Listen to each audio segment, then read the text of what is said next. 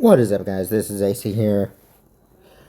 So, a lot of you probably have the question, what started this recent winter storm? The answer to that is pretty complex, yet pretty simple at the same time.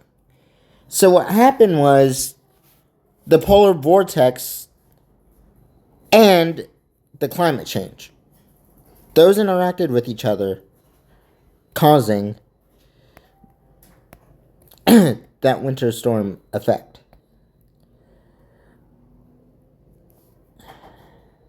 Causing us to go below freezing temperatures and causing all that ice and snow that we saw here in Texas fall on the ground.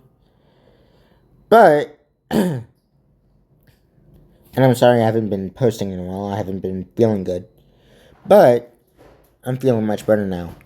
And we do actually have a few, well, more than a few. We have hundreds of alerts on the board right now.